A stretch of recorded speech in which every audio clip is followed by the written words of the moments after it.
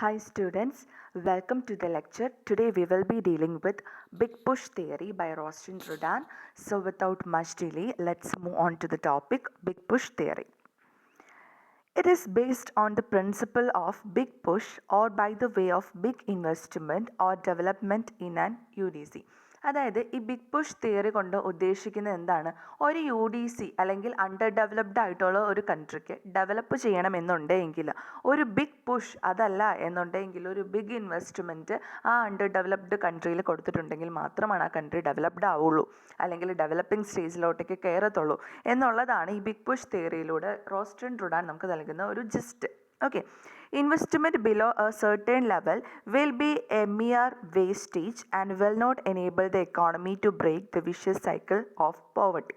അതായത് ഒരു പെർട്ടിക്കുലർ ലെവലിന് താഴെയുള്ള ഇൻവെസ്റ്റ്മെൻ്റ് ആണ് ഒരു അണ്ടർ ഡെവലപ്ഡ് കൺട്രിയിൽ നടക്കുന്നത് എന്നുണ്ടെങ്കിൽ അത് ആ കൺട്രീനെ അതിൻ്റെ വിഷ്യസ് സർക്കിൾ ഓഫ് പോവർട്ടിയിൽ നിന്ന് കരകയറി പോവാനായിട്ട് സഹായിക്കില്ല. സോ ഒരു ബിഗ് അല്ലെങ്കിൽ ഹ്യൂജ് ആയിട്ടുള്ള ഒരു ഇൻവെസ്റ്റ്മെൻറ്റ് പാക്കേജ് ഉണ്ടെങ്കിൽ മാത്രമാണ് ഒരു അണ്ടർ ഡെവലപ്ഡ് കൺട്രിക്ക് അതിൻ്റെ ആ ഒരു വിഷ്യസ് സർക്കിൾ ഓഫ് പോവർട്ടിയിൽ നിന്ന് കയറി വരുവാനായിട്ട് അല്ലെങ്കിൽ ഉയർന്നു വരുവാനായിട്ട് സാധിക്കത്തുള്ളൂ. Then Professor Rostand Rudan has mentioned three kinds of indivisibilities which are considered as foremost in getting the path of economic development. So ഈ ഒരു എക്കണോമിക് ഡെവലപ്മെൻറ്റിലോട്ടേക്ക് കൊണ്ടുവരുന്നതിന് വേണ്ടിയിട്ട് Rosenstein Rodan 3 type of invisibilities ആണ് പറഞ്ഞിരിക്കുന്നത്. ഇൻവിസിബിലിറ്റീസ് അല്ല, indivisibilities. Okay, professor Rosenstein Rodan 3 type indivisibilities ആണ് പറഞ്ഞിരിക്കുന്നത്. എന്തിനു വേണ്ടിയിട്ടാണ്? അണ്ടർ ഡെവലപ്ഡ് കൺട്രീനെ എക്കണോമിക് ഡെവലപ്മെൻറ്റിലോട്ടേക്ക് കൊണ്ടുവരുന്നതിന് വേണ്ടിയിട്ടുള്ള 3 കൈൻഡ്സ് ഓഫ് ഇൻഡിവിസിബിലിറ്റീസിനെ കുറിച്ചാണ് പറഞ്ഞിരിക്കുന്നത്. ഏതൊക്കെയാണെന്ന് നോക്കാം. Indivisibilities in production function, indivisibility in demand, indivisibility in supply of savings. 3 എണ്ണമാണ് പറഞ്ഞിരിക്കുന്നത്. Indivisibility in production function, indivisibility in demand, indivisibility in supply of savings. Okay, then moving on. Indivisibility in production function. നമുക്ക് Rosenstein റുഡാൻ്റെ first indivisibility എന്താണെന്ന് നോക്കാം. It refers to the indivisibilities of input, output, process of production etcetera. അതായത് ഈ indivisibility of production ഫംഗ്ഷൻ്റെ അകത്ത് ഉൾക്കൊള്ളുന്നത് എന്തൊക്കെയാണ്? ഇൻഡിവിസിബിലിറ്റി ഓഫ് ഇൻപുട്ട് ഉണ്ട്, ഔട്ട്പുട്ട് ഉണ്ട്, പ്രോസസ് ഓഫ് പ്രൊഡക്ഷൻ ഉണ്ട്. ഓക്കെ, അപ്പോൾ 3 കാര്യങ്ങളാണ് ഇൻഡിവിസിബിലിറ്റീസ് ഇൻ പ്രൊഡക്ഷൻ ഫംഗ്ഷൻ്റെ അകത്ത് ഉൾക്കൊള്ളുന്നത്. ഇതുപോലെ തന്നെ മറ്റു ഫാക്ടേഴ്സും ഉണ്ട്. ഇതിൽ മെയിനായിട്ട് വരുന്നതാണ് ഈ input, output, process of production ഒക്കെ. Okay, these indivisibilities lead to increasing returns, that is increase in output, income, employment and lowers capital output ratio. അതായത് ഇൻഡിവിസിബിലിറ്റി ഇൻ പ്രൊഡക്ഷൻ ഫംഗ്ഷൻ വന്നു കഴിയുമ്പോഴത്തേക്ക് എന്താ സംഭവിക്കുക? അത് ഇൻക്രീസിങ് റിട്ടേൺസ് ആയിരിക്കും നൽകുന്നത്. അതായത് increase in output, income and employment. Increasing returns എന്ന് പറയുമ്പോഴത്തേക്കും ഔട്ട്പുട്ടിൻ്റെ കേസിലും ഇൻകത്തിൻ്റെ കേസിലും എംപ്ലോയ്മെൻറ്റിൻ്റെ കേസിലും നമുക്കൊരു ഇൻക്രീസ് ആയിരിക്കും കാണാനായിട്ട് സാധിക്കുന്നത്. അതുപോലെ തന്നെ ക്യാപിറ്റൽ ഔട്ട്പുട്ട് റേഷ്യോ എന്ന് പറയുന്നത് കുറയുകയും ചെയ്യും. ഓക്കെ, അപ്പോൾ ഇൻഡിവിസിബിലിറ്റി ഇൻ പ്രൊഡക്ഷൻ ഫംഗ്ഷൻ്റെ അകത്ത് ഇൻപുട്ട്, ഔട്ട്പുട്ട്, അതുപോലെ പ്രോസസ് ഓഫ് പ്രൊഡക്ഷൻ ഒക്കെ ഉൾക്കൊള്ളുന്നുണ്ട്. ഈ ഇൻഡിവിസിബിലിറ്റീസ് ഇൻക്രീസിങ് റിട്ടേൺസ് ആയിരിക്കും നൽകുന്നത്. അതായത് increase in output, income and employment, and it lowers the capital output ratio. Okay, the most important instance of this indivisibility is the social overhead capital. അതായത് ഈ ഒരു ഇൻഡിവിസിബിലിറ്റി in production ഫംഗ്ഷൻ്റെ അകത്തുള്ള ഒരു important ആയിട്ടുള്ള ഒരു ആസ്പെക്റ്റ് ആണ് എന്ത്? സോഷ്യൽ ഓവർഹെഡ് ക്യാപിറ്റൽ എന്ന് പറയുന്നത്. സോ നമുക്ക് സോഷ്യൽ ഓവർഹെഡ് ക്യാപിറ്റൽ എന്താണെന്ന് നോക്കാം. Social overhead capital, it includes the production of power, transport and communication, public utility services with a heavy amount of investment on directly productive activities. അതായത് ഈ social overhead capital എന്ന് പറഞ്ഞിരിക്കുന്നത് പവറിൻ്റെ കേസിൽ, ട്രാൻസ്പോർട്ടിൻ്റെ കേസിൽ, കമ്മ്യൂണിക്കേഷൻ്റെ കേസിൽ, public utility സർവീസസിൻ്റെ കേസിലൊക്കെ ഉള്ള പ്രൊഡക്ഷനെയാണ് നമ്മൾ എന്തെന്ന് പറയുന്നത്? സോഷ്യൽ ഓവർഹെഡ് ക്യാപിറ്റൽ എന്ന് പറഞ്ഞിരിക്കുന്നത്. ആൻഡ് ഇതിനൊക്കെ എന്താണ്? ഹ്യൂജ് എമൗണ്ട് ഓഫ് ഇൻവെസ്റ്റ്മെൻറ്റ് ആവശ്യമാണ്. Okay, and this is DPA, that is directly productive activities ആണ് ഇവരൊക്കെ. അതുകൊണ്ട് ഹ്യൂജ് ഇൻവെസ്റ്റ്മെൻറ്റും ഇവർക്ക് ആവശ്യമാണ്. Okay, there installation requires a sizeable initial lump of investment, but at the same time passes better utilisation, brings down cost and makes it profitable. അതായത് ഇപ്പോൾ for example നമ്മളിപ്പോൾ ഒരു വിൻഡ് മില്ല് കൺസ്ട്രക്ട് ചെയ്യാണ് എന്ന് വിചാരിക്കുക.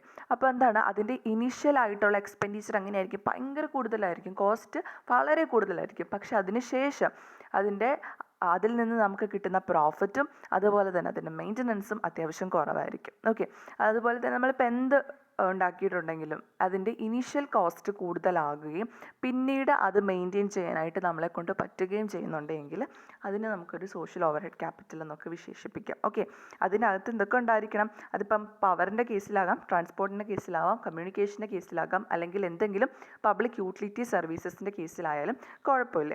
ഓക്കെ, പക്ഷേ ഇതിൻ്റെ initial സെറ്റപ്പിന് ഒരു വളരെ ഹ്യൂജ് ആയിട്ടുള്ള ഇൻവെസ്റ്റ്മെൻറ്റ് ആവശ്യമായിട്ട് വരും. ഓക്കെ, ദെൻ മൂവിങ് ഓൺ, നമ്മൾ ഇനി എന്താ നോക്കുന്നത്? Indivisibilities of creating social overhead capital. ഇനി ഈ ഒരു social overhead capital create ചെയ്യാനായിട്ടുള്ള ഇൻഡിവിസിബിലിറ്റീസ് എന്തൊക്കെയാണ്? ഫസ്റ്റ് വൺ എന്ന് പറഞ്ഞിരിക്കുന്നത് ഇൻഡിവിസിബിലിറ്റി ഓഫ് ടൈം ആണ്. Indivisibility of time. Social overhead capital is irreversible in time as it has to be provided before setting up directly productive industries. അതായത് directly productive industries ഉണ്ടാക്കുന്നതിന് മുൻപ് തന്നെ നമ്മൾ എന്താണ് ഈ ഒരു social overhead capital provide ചെയ്തിട്ടുണ്ടാവണം. കാരണം എന്താണ്? സോഷ്യൽ ഓവർ ഹെഡ് ക്യാപിറ്റൽ എന്ന് പറഞ്ഞിരിക്കുന്നത് എന്താണ്? റിവേഴ്സ് ചെയ്യാനായിട്ട് നമുക്ക് സാധിക്കില്ല. ഓക്കെ, അതുകൊണ്ട് എന്താണ് ഇത് ഡയറക്റ്റ്ലി പ്രൊഡക്റ്റീവ് ആയിട്ടുള്ള ഇൻഡസ്ട്രീസ് ഡെവലപ്പ് ചെയ്യുന്നതിന് മുൻപ് തന്നെ ഈ ഒരു social overhead capital provide ചെയ്തിട്ടുണ്ടാവണം. Then indivisibility of durability. Social overhead capital last for long period, less capital, not beneficial. Okay, then indivisibility of durability എന്ന് പറഞ്ഞിരിക്കുന്നത് എന്താണ്? ഇത് ഒരുപാട് കാലം നിൽക്കും. Social overhead capitals last for long period and less capital ആണ് അതിൽ നിന്ന് കിട്ടുന്നത് എന്നുണ്ടെങ്കിൽ എന്താണ്? അത് ബെനിഫിഷ്യൽ അല്ല. Then indivisibility of long gestation period. Then it is having indivisibility of long gestation period.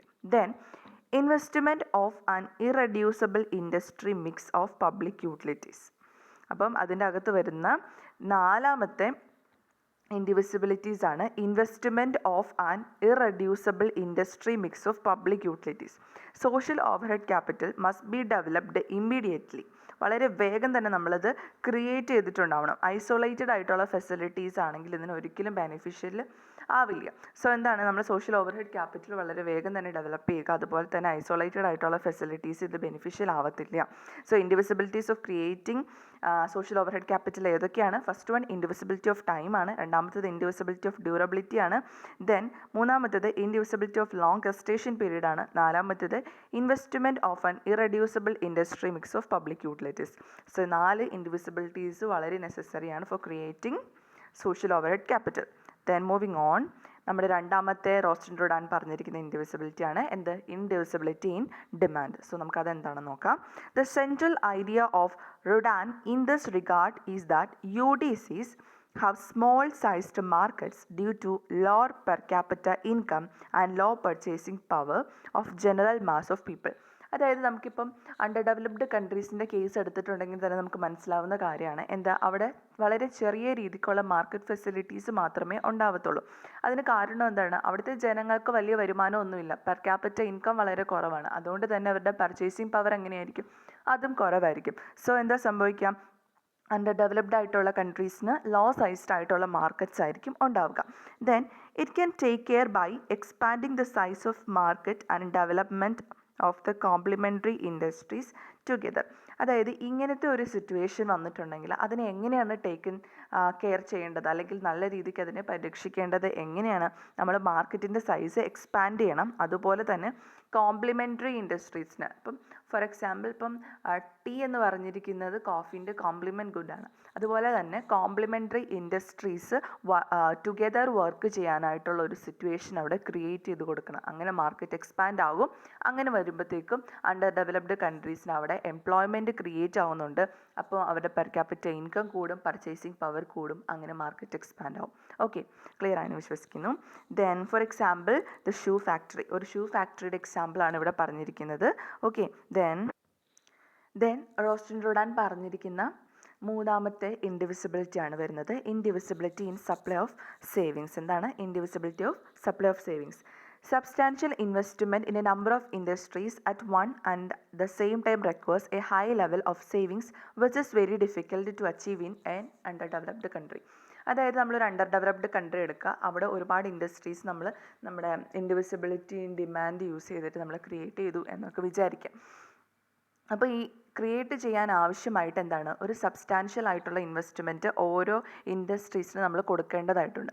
So അങ്ങനെ ഒരു അണ്ടർ ഡെവലപ്ഡ് കൺട്രിയിൽ ഇത്രയും വലിയൊരു ഹ്യൂജ് ഇൻവെസ്റ്റ്മെൻറ്റ് കൊടുക്കണം എന്നുണ്ടെങ്കിൽ അവിടുത്തെ ജനങ്ങളുടെ കയ്യിൽ ഉണ്ടായിരിക്കണം, സേവിങ്സ്, വളരെ ഹൈ ലെവലായിട്ടുള്ള ഒരു സേവിങ്സ് നെസസറി ആണ്. Okay, solution to this is when income is increased due to increase in investment must be provided to raise the marginal rate of savings in comparison to the average rate of savings. അതായത് ഈ ഇവിടുത്തെ കേസിൽ നോക്കിയിട്ടുണ്ടെങ്കിൽ നമുക്ക് കാണാനായിട്ട് സാധിക്കും, ഒരു കൺട്രിയിൽ income increase ചെയ്യുവാണ്, investment വഴി ഇൻകം കൂടുതലായിട്ട് ഒരു കൺട്രിയിൽ ഇൻക്രീസ് ചെയ്യാണ്. നമ്മൾ എടുക്കുന്ന കൺട്രി എന്ന് പറഞ്ഞിരിക്കുന്നത് ഒരു അണ്ടർ ഡെവലപ്ഡ് കൺട്രിയാണ് കേട്ടോ. അപ്പോൾ എന്താണ്, ഇൻവെസ്റ്റ്മെൻറ്റ് നടന്നു, ഇൻകം ഇൻക്രീസ് ചെയ്തു. അപ്പോൾ എന്താ നമ്മൾ ചെയ്യേണ്ടത്, നമ്മൾ മാർജിനൽ റേറ്റ് ഓഫ് സേവിങ്സിൽ നിന്നും ആവറേജ് റേറ്റ് ഓഫ് സേവിങ്സിലോട്ടേക്ക്, അതായത് ഇവിടെ എന്താ ചെയ്യേണ്ടതെന്ന് വെച്ചിട്ടുണ്ടെങ്കിൽ നമുക്കെപ്പോഴും ഒരു ആവറേജ് റേറ്റ് ഓഫ് സേവിങ്സ് എപ്പോഴും നമ്മുടെ കയ്യിലുണ്ടായിരിക്കും. അപ്പോൾ അതിൽ നിന്ന് മാർജിനൽ റേറ്റ് ഓഫ് സേവിങ്സ് കൂട്ടുക എന്നുള്ള ഒരു കാര്യമാണ്. അതായത് അഡീഷണൽ സേവിങ്സ് ഉണ്ടാക്കുക. അങ്ങനെ ഉണ്ടാക്കി കഴിയുമ്പോഴത്തേക്കും നമുക്ക് ഹൈ ലെവൽ ഓഫ് സേവിങ്സ് ഉണ്ടാവുകയും അങ്ങനെ വരുമ്പോൾ അത് നമുക്ക് ഈ ഓരോ ഇൻഡസ്ട്രീസിലും ഇൻവെസ്റ്റ്മെൻറ്റിനായിട്ട് നമുക്ക് നടത്താനായിട്ട് സാധിക്കുകയും ചെയ്യും. അപ്പോൾ അതാണ് ഇൻഡിവിസിബിലിറ്റി ഇൻ സപ്ലൈ ഓഫ് സേവിങ്സ് എന്ന് പറയുന്നത്. നമുക്ക് മാർജിനൽ റേറ്റ് ഓഫ് സേവിങ്സ് ഉണ്ടെങ്കിൽ എന്താ സംഭവിക്കുക, അത് അഡീഷണൽ എമൗണ്ട് ഓഫ് സേവിങ്സ് ആണല്ലോ. സോ അത് നമുക്ക് സപ്ലൈ ചെയ്യാനായിട്ട് സാധിക്കും. ക്ലിയർ ആയെന്ന് വിശ്വസിക്കുന്നു. എന്തെങ്കിലും ഡൗട്ട്സ് ഉണ്ടെങ്കിൽ ഒന്നും കൂടി കേൾക്കുക. അതല്ല ഡൗട്ട്സ് എക്സ്ട്രാ ഉണ്ടെങ്കിൽ കമൻറ്റ് സെക്ഷനിൽ കമൻറ്റ് ചെയ്തിട്ടുണ്ടെങ്കിൽ അത് ക്ലാരിഫൈ ചെയ്യും കേട്ടോ. Moving on. ഇനി നമുക്ക് ഈ criticisms of big push theory എന്താണെന്ന് നോക്കാം. അപ്പോൾ നമ്മൾ എന്താ പറഞ്ഞിരിക്കുന്നത്, റോസ്റ്റൻ റോഡാൻ പറഞ്ഞിരിക്കുന്നത് ഒരു അണ്ടർ ഡെവലപ്ഡ് കൺട്രീനെ അതിൻ്റെ വിഷ്യസ് സർക്കിൾ ഓഫ് പോവർട്ടിയിൽ നിന്ന് രക്ഷിക്കണമെന്നുണ്ടെങ്കിൽ ഒരു ഹ്യൂജ് ഇൻവെസ്റ്റ്മെൻറ്റ് അല്ലെങ്കിൽ ഒരു ബിഗ് പാക്കേജ് ഓഫ് ഇൻവെസ്റ്റ്മെൻറ്റ് വളരെ അത്യാവശ്യമാണെന്ന് പറഞ്ഞു. അദ്ദേഹം 3 ടൈപ്പ് ഓഫ് ഇൻഡിവിസിബിലിറ്റീസിനെ കുറിച്ചാണ് പറഞ്ഞത്. ഓക്കെ, അപ്പോൾ എന്തൊക്കെയാണ്, ഇൻഡിവിസിബിലിറ്റീസ് ഇൻ ഡിമാൻഡ് ഉണ്ടായിരുന്നു, indivisibilities in supply of savings ഉണ്ടായിരുന്നു, അതുപോലെ തന്നെ ഇൻഡിവിസിബിലിറ്റീസ് ഓഫ് പ്രൊഡക്ഷൻ ഫംഗ്ഷനും ഉണ്ടായിരുന്നു. ഓക്കെ, അതിന് നമ്മൾ ഓരോരോ ഇൻഡിവിസിബിലിറ്റീസും വളരെ കൃത്യമായിട്ട് നോക്കിയിട്ടുണ്ടായിരുന്നു. അതിൽ നമ്മൾ എങ്ങനെയൊക്കെയാണ് അണ്ടർ ഡെവലപ്ഡ് കൺട്രീനെ ഡെവലപ്ഡ് ആക്കേണ്ടത് എന്നുള്ള സൊല്യൂഷൻസ് നമ്മൾ ഓരോ ഇൻഡിവിസിബിലിറ്റീസിൻ്റെ കേസിൽ നോക്കി. ഇനി നമുക്ക് അതിൻ്റെ ക്രിറ്റിസിസംസ് എന്താണെന്ന് നോക്കാം. അതിന് ആദ്യം പറയുന്നത് എന്താണ്, high minimum quantum investment is not explained and also the capacities of underdeveloped countries to invest is absent. അതായത് ഹൈ മിനിമം ക്വാണ്ടം ഇൻവെസ്റ്റ്മെൻറ്റ് എത്രയാണെന്ന് പറഞ്ഞിട്ടില്ല. അതേപോലെ തന്നെ നമ്മുടെ UDCs അല്ലെങ്കിൽ അണ്ടർ ഡെവലപ്ഡ് കൺട്രീസിന് ഇൻവെസ്റ്റ് ചെയ്യാനായിട്ടുള്ള കപ്പാസിറ്റീനെ കുറിച്ച് ഇവിടെ സംസാരിച്ചിട്ടില്ല.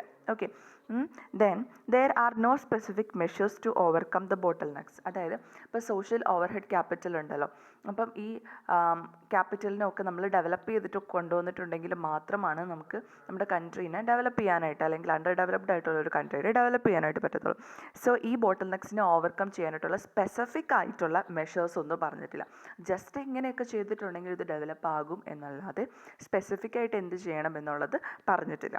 And he doesn't give importance to purchasing power parity model. Purchasing power parity മോഡലിന് റോസ്റ്റൻ റോഡാൻ ഇമ്പോർട്ടൻസ് കൊടുത്തിട്ടില്ല. And he doesn't give much importance to technology എന്ന് പറഞ്ഞിരിക്കുന്ന ഒരു കോൺസെപ്റ്റിനെ കുറിച്ച് നമ്മളിവിടെ കൂടുതലായിട്ട് സംസാരിച്ചിട്ടില്ലല്ലോ. സോ എന്താ, ആ ഒരു കോൺസെപ്റ്റിന് കൂടുതലായിട്ടൊരു ഇമ്പോർട്ടൻസ് അദ്ദേഹം കൊടുത്തിട്ടുണ്ടായിരുന്നില്ല. And he fails to recognize that the amount of resources of UDCs is limited. അതായത് ഇതിനകത്തൊരു ഇമ്പോർട്ടൻറ്റ് കോൺസെപ്റ്റ് റോസ്റ്റൻ റോഡാൻ വിട്ടുകളഞ്ഞു. എന്താണ്, അണ്ടർ ഡെവലപ്ഡ് ആയിട്ടുള്ള കൺട്രീസ് ഡെവലപ്പ് ചെയ്യാത്തതിൻ്റെ പ്രധാന കാരണം അവിടെ റിസോഴ്സസ് പ്രോപ്പറായിട്ടില്ല എന്നുള്ളതാണ്. സോ ആ ഒരു കാര്യം എന്താണ് റോസ്റ്റൻ റോഡാൻ പറഞ്ഞിട്ടില്ല എന്നും ഇവിടെ ഒരു ക്രിറ്റിസിസമായിട്ട് പറയുന്നുണ്ട്. Then it is a programme of comprehensive industrialisation, agriculture gets no mention. അതായത് ഇവിടെ നമ്മൾ പറഞ്ഞു, ഇൻഡിവിസിബിലിറ്റീസിൻ്റെ കേസിലൊക്കെ പറഞ്ഞു നമ്മൾ കൂടുതൽ ഇമ്പോർട്ടൻസ് എന്തിനാണ് കൊടുത്തത്, ഇൻഡസ്ട്രീസിനാണ് കൊടുത്തത്. അഗ്രികൾച്ചർ എന്ന് പറഞ്ഞിരിക്കുന്ന ഒരു കോൺസെപ്റ്റിനെ കുറിച്ച് നമ്മൾ സംസാരിച്ചോ, ഇല്ല. സോ അതൊരു ക്രിറ്റിസിസമാണ്. Then it lies too much emphasis on ഇൻഡിവിസിബിലിറ്റീസിനാണ് കൂടുതൽ എംഫസിസ് കൊടുക്കുന്നത്, മറ്റൊന്നിന് കൂടുതലായിട്ട് ഒരു കെയർ ഇത് കൊടുത്തിട്ടില്ല. Then there is a danger of inflation. അപ്പോൾ നമ്മൾ ഈ ഹ്യൂജ് ഇൻവെസ്റ്റ്മെൻറ്റ് കൊടുക്കുന്നു, marginal rate of savings utilise ചെയ്യുന്നു, അങ്ങനെ നമ്മൾ പല കാര്യങ്ങൾ പറഞ്ഞു. ഇതൊക്കെ എന്താണ്, ഇൻഫ്ലേഷൻ പ്രോൺ ആണ്. മിക്കവാറും നമുക്ക് ഇൻഫ്ലേഷൻ ഉണ്ടാവാനായിട്ടുള്ള ഒരു ചാൻസ് ഇത് നൽകുന്നുണ്ട്.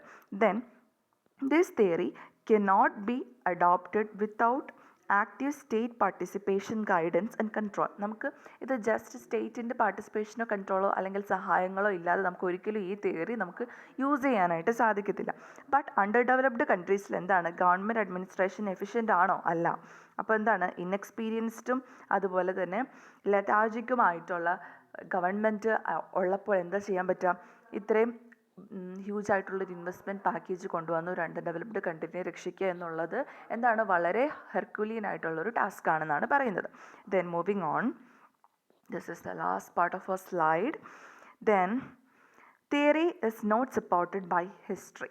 അതായത് നമ്മളിപ്പോൾ എന്ത് തിയറി ഫോർമുലേറ്റ് ചെയ്തിട്ടുണ്ടെങ്കിലും പ്രധാനമായിട്ട് നമ്മൾ എന്നാ ചെയ്യുക, നമ്മൾ ഏത് തിയറി നോക്കിയിട്ടുണ്ടെങ്കിലും നമുക്ക് കാണാനായിട്ട് സാധിക്കും. ഇപ്പോൾ പീകോക്ക് വൈസ്മാൻ ഹൈപ്പോത്തസിസ് അല്ലെങ്കിൽ വാഗനർ ഹൈപ്പോത്തസിസ്, അങ്ങനെ പല പല തിയറീസും നമ്മൾ എടുക്കുമ്പോഴത്തേക്കും, അല്ലെങ്കിൽ നമ്മൾ കെയ്ൻസിൻ്റെ ഡിപ്രഷൻ, അപ്പം അതിന് അദ്ദേഹം കൊണ്ടുവന്നിട്ടുള്ള തിയറീസ് നോക്കിയിട്ടുണ്ടെങ്കിലൊക്കെ അതൊക്കെ ഓരോ ഹിസ്റ്ററി ബേസ്ഡ് ആണ്, അല്ലെങ്കിൽ പാസ്റ്റ് ഇവൻറ്റ്സിനെ ബേസ് ചെയ്തിട്ട് ഫോർമുലേറ്റ് ചെയ്ത് വന്നിരിക്കുന്നതാണ്. പക്ഷേ ഇവിടെ ആ ഒരു ഹിസ്റ്ററിക്ക് ഇമ്പോർട്ടൻസ് കൊടുക്കുന്നതായിട്ട് തോന്നുന്നില്ല. Then as noted by Fatado, the theory is not confirmed by any historical facts. നമ്മൾ പറഞ്ഞതുപോലെ തന്നെ ഹിസ്റ്റോറിക്കൽ ഫാക്ട്സിന് ഇമ്പോർട്ടൻസ് ഇല്ല, അല്ലെങ്കിൽ ഇത് ഒരു ഹിസ്റ്റോറിക്കൽ ഫാക്ട്സ് ബാക്ക് ചെയ്ത് ഡെവലപ്പ് ചെയ്തിരിക്കുന്ന ഒരു തിയറി അല്ല. Then for example, Bolivia, where large investments were spent on social overheads, yet the economy remained stationary and per capita income remained low. അപ്പോൾ ഇവിടെ നമുക്കൊരു ബൊളീവിയയുടെ എക്സാമ്പിൾ കൊടുത്തിട്ടുണ്ട്. അപ്പോൾ എന്താ പറഞ്ഞിരിക്കുന്നത്, അവിടെ സോഷ്യൽ ഓവർഹെഡ് ക്യാപിറ്റലിന് ഒരുപാട് എമൗണ്ട് അവർ സ്പെൻഡ് ചെയ്തു. പക്ഷേ എന്താ സംഭവിച്ചത്, എക്കോണമി വളർന്നോ? ഇല്ല. എക്കോണമി സ്റ്റേഷനറി സ്റ്റേറ്റിൽ തന്നെ വരികയും ജനങ്ങളുടെ പെർ ക്യാപിറ്റ ഇൻകം എന്ന് പറയുന്നത് എന്താണ്, ലോ ആവുകയും ചെയ്തു. സോ എന്താണ്, ഒരു ഹിസ്റ്റോറിക്കൽ ഫാക്ട്സ് ഈ ബിഗ് പുഷ് തിയറിനെ സപ്പോർട്ട് ചെയ്യാനായിട്ട് ഇല്ല എന്നുള്ളതാണ് പറയുന്നത്. Okay, so big push theory എന്താണെന്ന് പറഞ്ഞു കൊണ്ടുവന്ന ആൾ റോസ്റ്റിൻ റുഡാൻ ആണ്. 3 ഇൻഡിവിസിബിലിറ്റീസിനെ കുറിച്ച് പറഞ്ഞു, അത് സെപ്പറേറ്റ് എക്സ്പ്ലെയിൻ ചെയ്തു. അതിനുശേഷം നമ്മൾ ക്രിറ്റിസിസം പറഞ്ഞു. ഓക്കെ, അപ്പം ഇത്രയാണ് ബിഗ് പുഷ് തിയറി എന്ന് പറയുന്നത്. സോ നിങ്ങൾക്ക് എന്തെങ്കിലും ഡൗട്ട്സോ ക്ലാരിഫിക്കേഷൻസോ ഉണ്ടെങ്കിൽ please kindly comment in the comment section. അതുപോലെ തന്നെ നിങ്ങൾക്ക് വീഡിയോസ് ഇഷ്ടമാവുന്നുണ്ടെങ്കിൽ please like, share and subscribe to the channel. Enjoy learning and god bless you all. Thank U.